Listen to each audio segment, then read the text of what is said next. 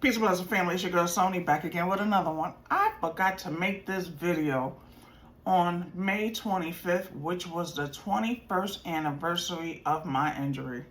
Now, that morning when I woke up, I did not know that that would be my second to last day ever at work.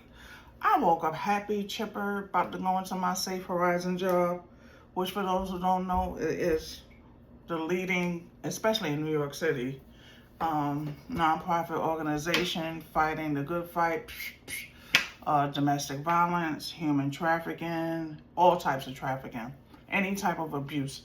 You could go into a Safe Horizon situation and they're going to make sure you're okay.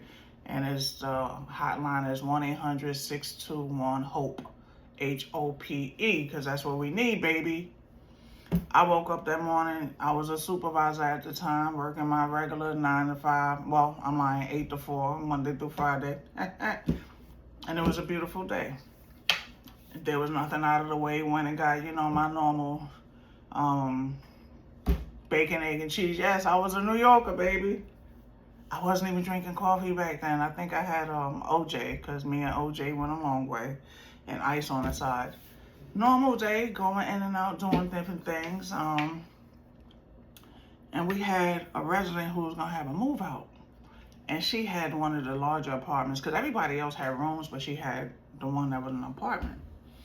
And in an undisclosed location, because that's what it is, you're helping them away from the abuser. We were basically the last step in the shelter system. We were a tier 2. A tier 2 is where you're with us as temporary housing until you get your permanent housing. So she acquired her permanent housing. But that move out is quick. We were in a regular building, which no one on the outside would know that it's a shelter. You just see people come and going.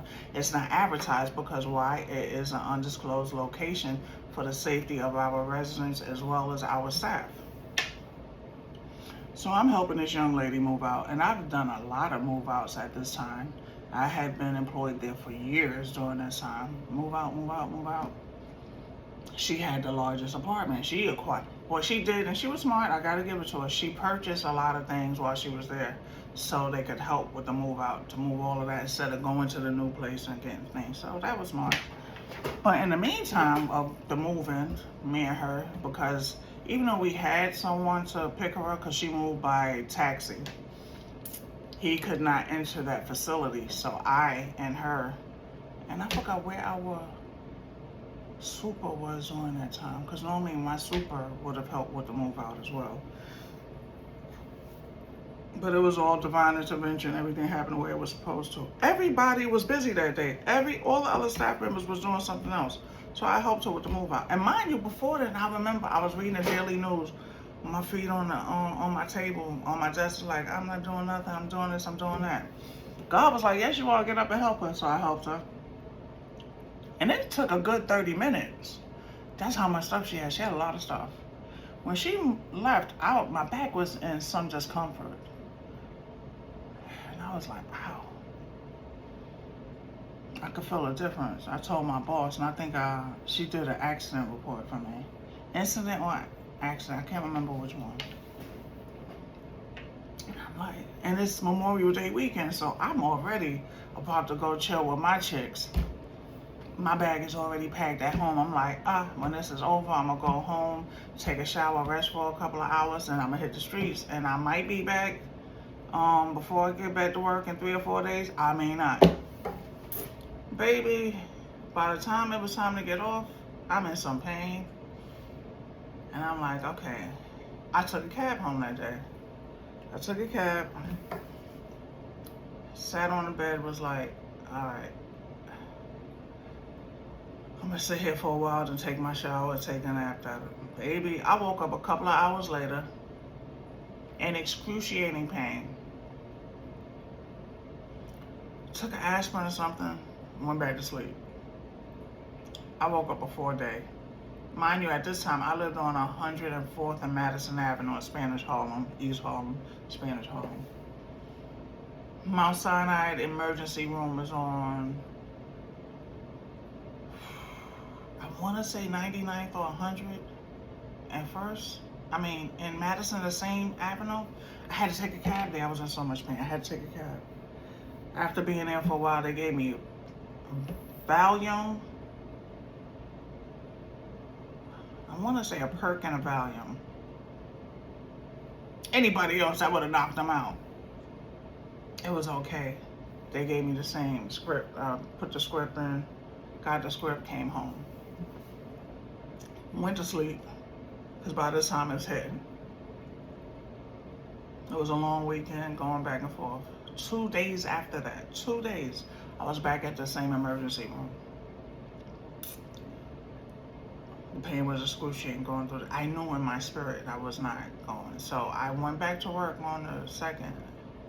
Yeah, I had to tie up loose ends because I knew my body didn't feel.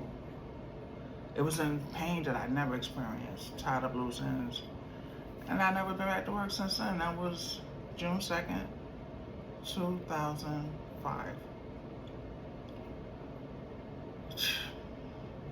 The comp journey is a beautiful journey, anybody. God bless you if you're on it, and God bless you if you ever need it. When my HR person contacted me, finally, 3 weeks later,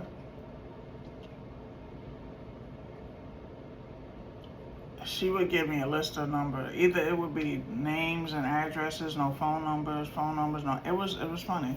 But to make a long story short, when I finally got one doctor that was close to me, Dr. Larissa, oh, God bless her. She was on First Avenue, which was not too far away from me, in 109th Street. I was on 104th. Where I had her was pain management, chiropractor, and physical therapist, all under the same roof. And anybody that knows, that's impossible to get, especially in New York. God bless me. And I was there for 3 times a week for 4 years. Well, basically 7 years, but for the first 4 years before surgery. Before surgery, I'm 3 times a week. It's like a job. It took me, I was there for months before I found out I'm talking, because I'm always talkative. I'm talking to one of the receptionists. I'm like, yo, how are all these people going back and forth? Because I noticed they got a car outside. All this time, I'm either taking a bus or I'm cabbing it. She was like, oh, we got a person that brings them. I was like, really? Because nobody told me. She was like, yeah, well, let the doctor know, because she's a little racist. I said, oh, that's good to know, because she was Russian and the receptionist is Puerto Rican. So I'm like, okay, I spoke to her. I said, Dr. Larissa, I'm having a hard time. coming. I don't know if I'm gonna be able to keep coming back and forth like this, because it's taking a lot out of my wallet. All you gotta do is speak that money, baby, because you're getting paid. You're getting paid 3 ways off of this. Oh, Sonia, don't worry. I'll be able to bring you back and forth. Just don't tell anyone. Who am I tell? I just need to get back and forth 3 times a week. Do the math. I said, okay. Oh, I'm not gonna tell anybody. And ever since then, I had my shuttle back and forth. It pays to be nice, to inquire, to do this, to do that. Because everywhere I go, I am a decent person. Like, I'm about my business. I just wanted to get healthy, to get back to work. I love my job. I never thought, and I would say in 2 weeks, I'll be back in 2 weeks. It took me 2 years to still wake up at the time I was going to work. Got up, got my shower, would take my medicine, do little things, because I still couldn't. Honestly, I just wanted to get back to work. I loved work. And there were a couple of times where I was like, Dad, could you push past this pain and just go back and... Nah. I had 2 herniated discs. To make a long story short, 2 herniated discs. 4 years later, comp finally approved the surgery. It was a 7-hour surgery. Had an amazing doctor who was world-renowned surgeon. And I thank him for all the work that he did. Met me the next morning. We walked the hallways once. I said, we're going to walk it again. He looked at me in amazement. Yes, I'm serious about this. And that doctor was amazing. Make a long story short, I know I would have been back to work if I would have had that surgery sooner than 4 years. My brother had almost the same surgery years later. And he went back to work, the gym, everything. Now, after my surgery, I did not go back to the doctor for physical therapy or anything for 4 months. That scar tissue heals a certain way. But luckily for me, I was doing things around the house. I had to do little things. I had to, I live by myself. I had to do things. And that little exercise helped me. Now, I'm grateful for one of my friends I had at the time. She ended up hiring this personal chef when I first came home. And she purchased, I want to say, a week or two of meals for me. Well, he made it wild rice, nice little get-ups. Well, all I had to do was just go put it in the microwave. Because I could barely walk. I was able to walk good enough to come home because I stayed in the hospital for a week. And they didn't release me like they were supposed to. I was supposed to be released, and this happened. Then late one night, oh, you want to go? They just need the room. I was ready to get the hell up out of there. Because literally, I lived right down the block. So I took my cab. And the journey was amazing, but God was working. I didn't understand how God was working. Because when you're not working, the phone stops ringing. When you can't hit it like you used to, you don't have the money like you used to. I was never a big bar person, but I couldn't go out. I could barely sit up for a long time. I was in excruciating pain. So everything in your life changes. Some of my friends came and supported me, made sure I had what I needed, and, little things, but it's not the same as if I had a mate and I was this. And I had just started dating someone a couple of months. I started dating this chick, probably like that March. So it was new. And I got injured in the NMA. We had just met. She was in Mass. I was in New York. So everything was over the phone and stuff. And we talked and talked. It was still the beginning stages. And to make a long story short, we stayed in a relationship for 4 years. She rocked with me. And it was a good relationship. It was really good. She was nice, supportive, smart. In fact, she was the one that pushed me to go back to college because I was in community college. I was in BMCC before the injury. Then I quit after a semester and a half because I didn't want to do anything so hard. I was lazy at the time. I'm not even going to lie. And she was always like, are you going to go back to school? And I'm like, nah. Then I was like, you know what? Maybe I ain't got nothing but the time. So after 2 years of finally getting my meds and stuff together, where I had the pain at a control level, I was like, all right. Then I went back. I went to University of Phoenix for the first time and got my associates in criminal justice. Had that back surgery, rested. I stayed out of school for 2 months and I went back to school and finished my degree program. But it was a lot. People died during that time. People were born. Life was like, because you go through a horrific situation, a life-altering, life doesn't stop. It keeps going on and on and on. So I learned so much during this 21-year journey. It benefited me in the long run because I tell everyone, if it had not been for my injury, I would not have a master's at this point. I know me. I would have just worked and did this and poured into other people and doing. God did everything perfect, and I'm so grateful that he saved my life. This injury saved my life, and I'm grateful. I got to experience other places around the country. I got to do certain things. I really got to live in a way that was amazing. And I'm grateful for everything and everyone. And I'm so grateful that I got my baby girl. That was a life journey that I didn't think would ever happen. I was always pouring into other families and other people's children. After a while, it becomes tiresome because they're not your family. It's not yours at the end of the day. So to make a long story short, this has been an amazing journey because at the end of the day, it was me. I was finding me. I had to take off the facade. I had to get rid of all the hurt, the pain, and the trauma from youth and do the inner child healing.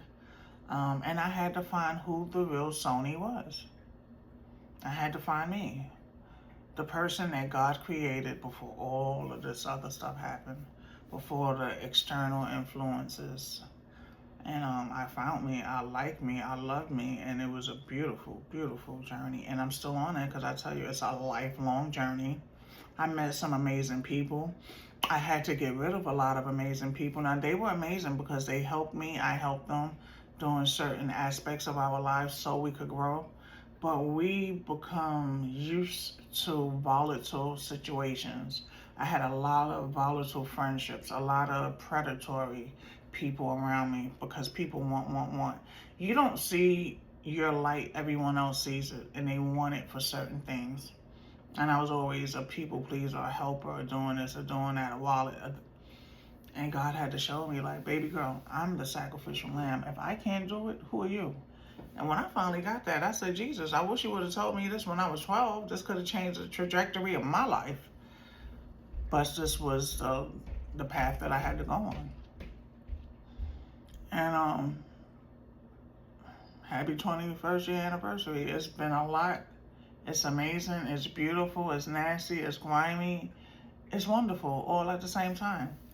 But everything that I went through, everyone that I went through, every situation helped me to get to where I am today. And I'm grateful. I've been hooked on these sunflower seeds for a hot minute. Normally, I like to sprinkle them in my salads. But lately, I just been eating them. It feels good without having to crunch the shell.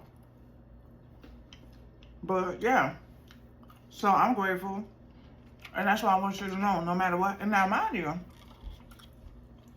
financially, I've helped people during this time, and some people have helped me. Equal give and take. I forgot to see who my true friends are, who my true family is. Went through hurt, pain. You know, you got it. Life has life. Plain and simple, life has life. But it's never stopped. Because I want to show you, if you don't see anything, see the presence of God in my life. Everything I have ever went through and experienced, God was there, God held my hand, and I'm still here. 21 years later, out of work. Standing on my own in my own apartment, nobody pays anything for me but God. And I'm grateful for everything that I have, every memory, everything that I have is by the grace and the glory of God. If you don't see anything or hear anything from this story or anything I said in these last 18 minutes, always give it to God. When you trust and you walk with the Lord, it's going to be okay. I mean, and I've had some situations where you're sitting back and you're like, wow, I don't have enough. I might not have enough to eat. What am I going to do, Jesus? Am I going to knock off these pills that I got? And I know I'm going to be okay. But can I live with the fact that somebody might take something that's not meant for them and they might Or am I going to hold on to my faith and know that you got me? I held on to my faith. Because the devil always going to try, man, you got 300 pills over there. You know you could go knock off a good 150. And you still got enough to make sure you're okay. And you're going to have things in your house and you rebuke it. I'm like, nah, I'm okay. I'm okay. So what I did with those 300 pills was take what I needed. When it was time to get a re-up for the new ones, no, I don't need any, thank you. I still got some from last month. Oh, you okay? Yeah, I'm sure. I still got enough from last month, thank you. We're not going to give the enemy nothing. And you put them up because now you got to do the math. Everybody that you know that you're on pain medication because of your injury. So you got to put your stuff up in a safe place because somebody might come visit because you're still dealing with low vibrating people at the time. Your spiritual walk is just beginning, but not where you can understand it. So you still with low vibrating people. Somebody might come by, make sure you're okay, bring you something to eat, watch you take a nap, may look to see if you got some pills. I mean, human nature is human nature. So you always got to protect your stuff and make sure. Because back then, our laws was different. I could get 300 pills from my doctor today and 2 or 3 weeks later say, oh, I need some more pills because this happened or I got. They would give it to you. Nowadays, thanks to the underhanded people back in the day, you can't do that, which is a beautiful thing. As they was knocking off their own people. So when you change everything around, God shows you who's here, why they're here, and everything. So I tell you, during this journey, I've seen a lot of things. I've seen things from people that will make you want to cry. I've seen some things from people that will make you cheer and say, whoa, God is still here. He's still working. You know, so it's always the back and forth. I've had some amazing women in my life. Amazing. Who taught me some amazing things. And I'm always going to teach someone. I could be taught. I'm ecstatic.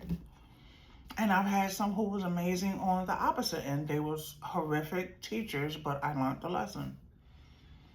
So all in all, I give thanks and praise to God that we're still here. I'm still in my right state of mind. I still look good. I'm in the best shape of my life, and we're getting back to where we should be.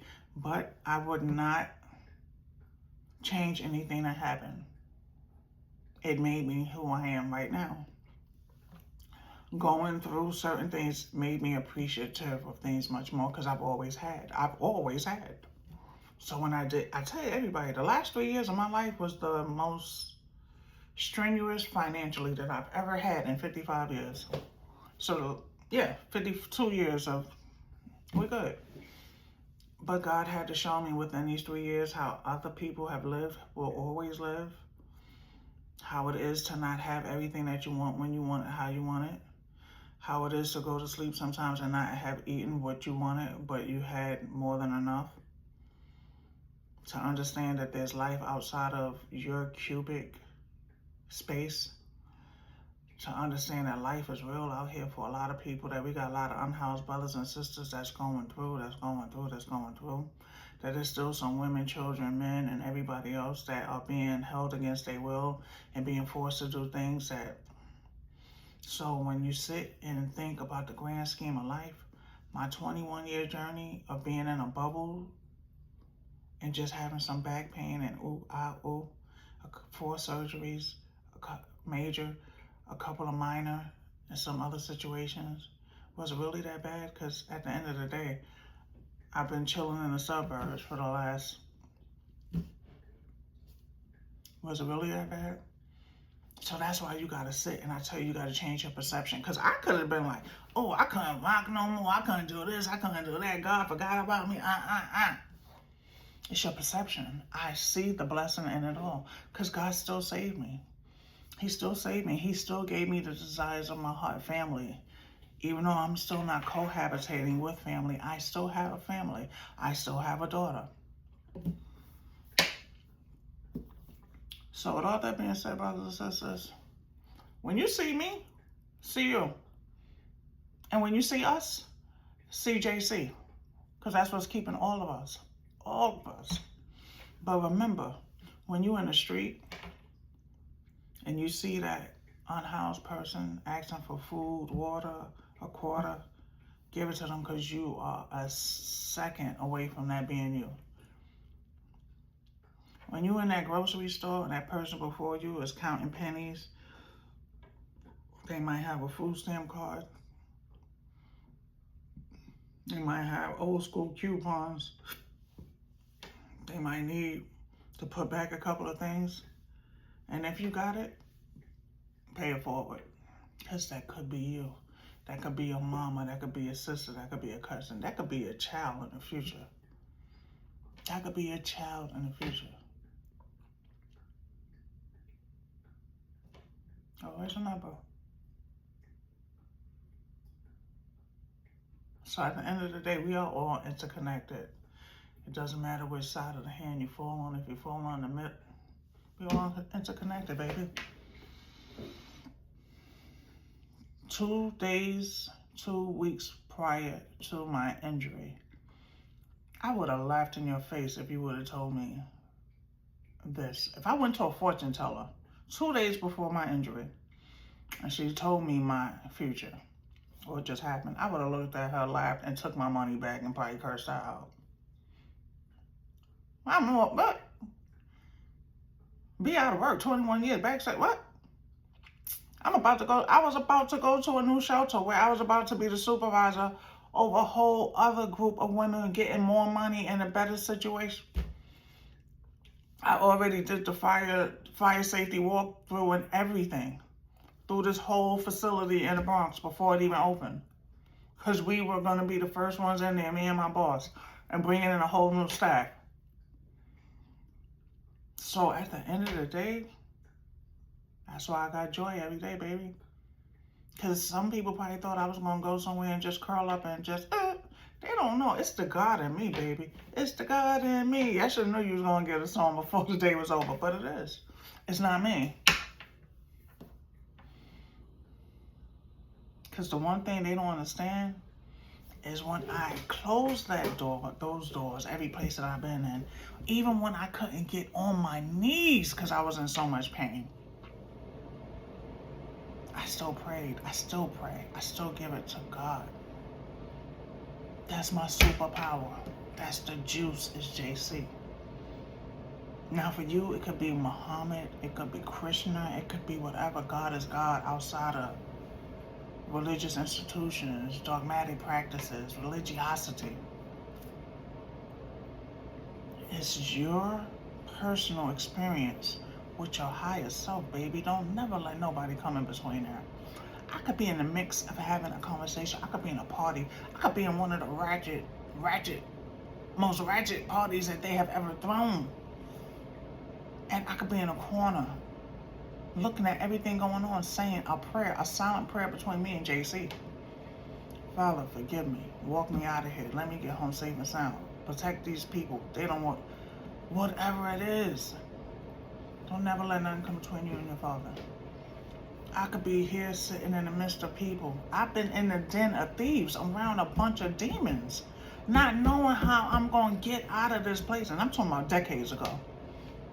They got work, they doing this, they doing that. And I'm like, you still gonna see this Sony, but inside, Jesus, you got to come through, because your girl done did some things that I shouldn't be with these people.